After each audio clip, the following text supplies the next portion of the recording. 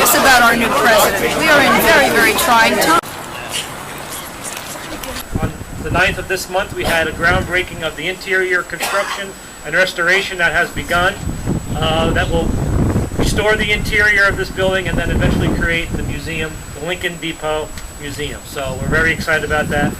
And Mr. President-elect, I hope the likeness suits you of your permanent statue here to commemorate that you will always be remembered in Peekskill for many, many centuries to come. Thank you very much. We have, however, full confidence in the soundness of your head and the purity of your hearts.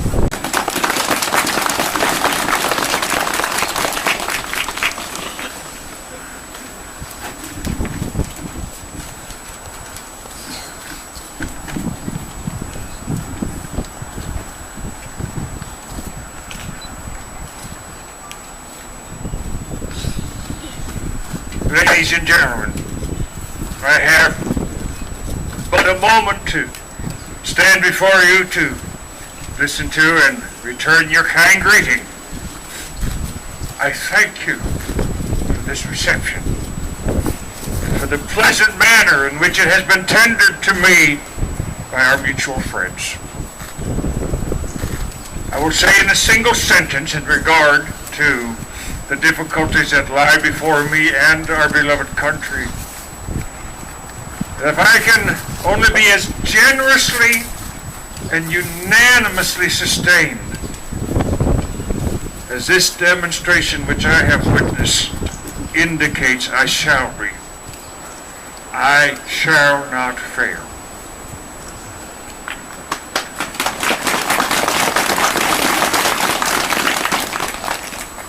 But my friends, without your sustaining hands, I am sure that neither I nor any other man can hope to surmount these difficulties.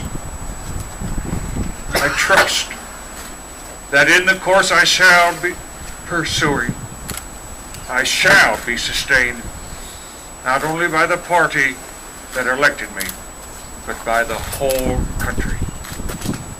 Thank you.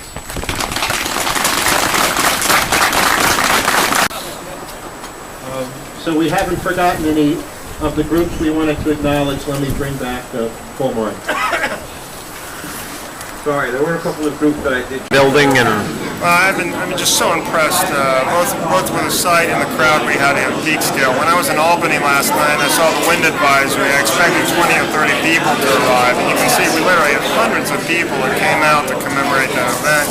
I think this speaks so well of the community of Peekskill for its interest in the history of the United States, and especially its interest in Abraham Lincoln. what do you think about this building and the idea of creating a museum dedicated to the...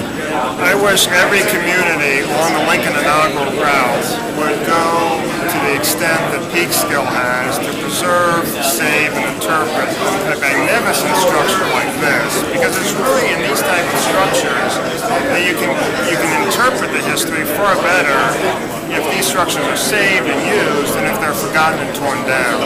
So my hat's off to Peekskill.